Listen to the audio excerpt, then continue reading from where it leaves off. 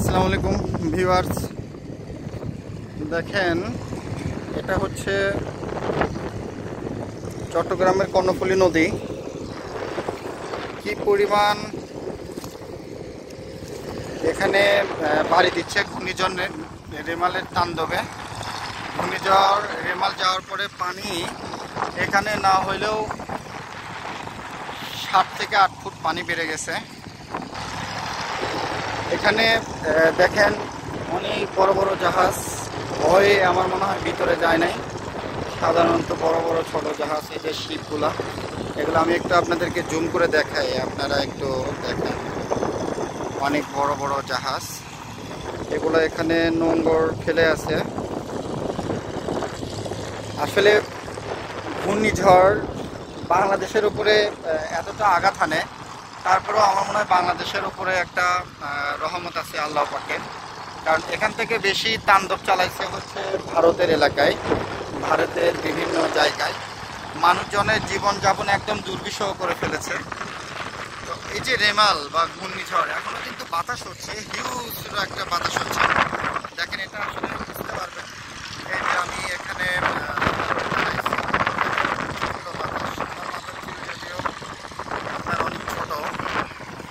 তারপরেও আমি আপনাদেরকে দেখাই।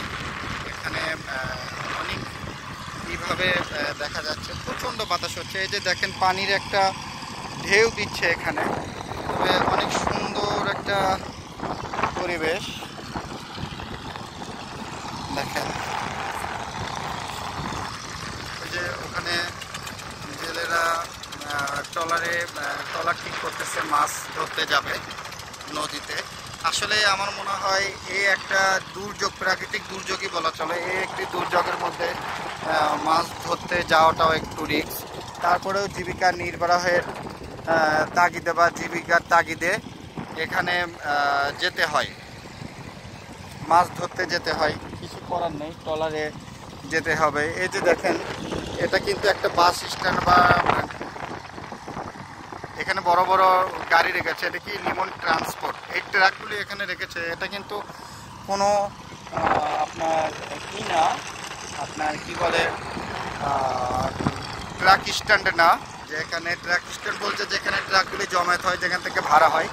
তারপরেও কিন্তু এখানে ট্রাকগুলি রেখেছে বিকজ অফ এই রেমাল থেকে ভয়ে এখানে তারা এই ট্রাকগুলি রেখেছে। কারণ এখানে প্রচণ্ড বাতাস হচ্ছিল, এতটাই বাতাস হচ্ছিল যে এটা আসলে বলার মতো না। দেখেন ওই পানি সুই সুই অবস্থা, যেখানে অনেক নিচে ছিল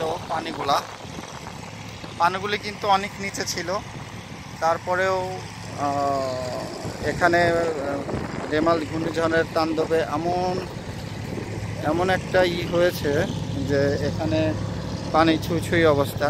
দেখেন এই যে এখানে অনেক জেলেরা মাছ ধরতেছে জাল দিয়ে, হয়তো এই সময়টা ভালো মাছ পাইতে পারে। আমি একটু আপনাদেরকে দেখানোর চেষ্টা করব যে এখানে কিভাবে জেলেরা মাছ ধরতেছে, তারা কি মাছ পাচ্ছে, এই ঘূর্ণিঝড়ের মধ্যে তারা আজও মাছ পাচ্ছে কিনা। তারা কিন্তু এই মাছটা ধরে মাছ ধরবে, এটা বিক্রি করবে, তারপরে আবার বাজার করবে, তারপরে তার ফ্যামিলিকে নিয়ে খাওয়া দাওয়া করবে। এই যে দেখেন নদীতে ওখানে অনেক জুতো এগুলি ছেড়ে আসছে। দেখেন চাচা এখানে মাছ মারতেছে, দেখেন দেখাবো। দেখেন উনি এখানে মাছ ধরতেছে। দেখেন যে বাতাস,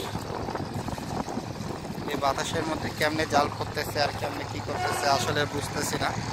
এটা কিন্তু এইদিকে কিন্তু কক্সবাজার চলে গিয়েছে, কক্সবাজার রুট এটা।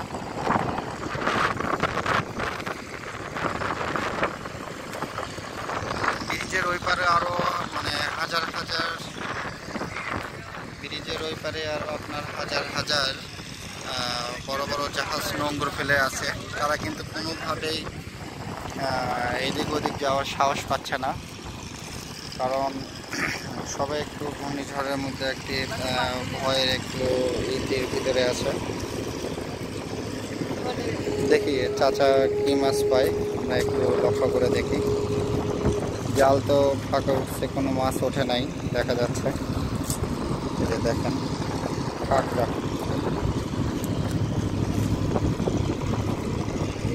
বেলে মাছ দেখা যাচ্ছে। এরকম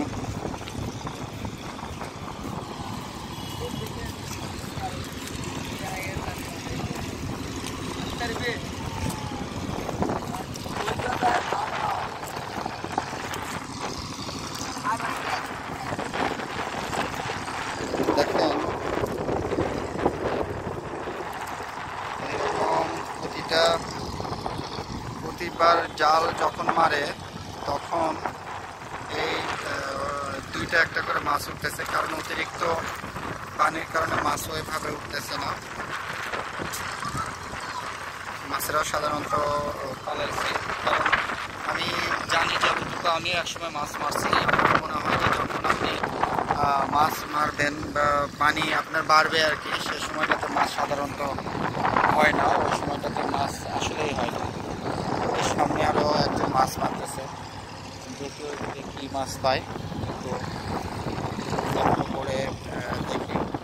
তবে খুব সুন্দর লাগতেছে আপনাদেরকে আমি আসলে দেখাতে পারতেছি, কারণ রেমালের যে তাণ্ডব, এই তাণ্ডবে এই যে ব্রিজের পানি ছলছিল অবস্থা, এখানে খুব কাছাকাছি পানি চলে গিয়েছে,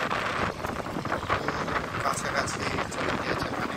এই যে এখানে আর একজন মাছ মারতেছে, দেখেন একটা ব্রিজের নিচে শেফ সাইডে বসে আছে।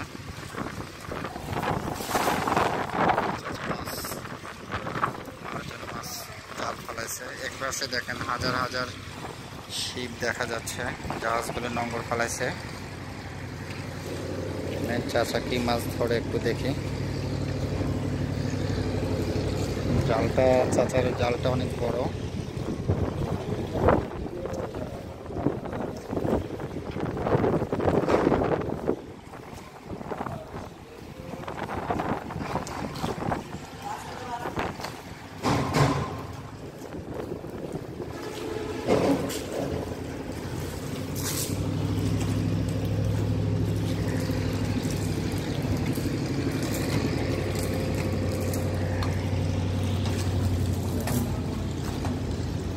সাগরে ডিঙ্গি নৌকা নিয়ে আসছে।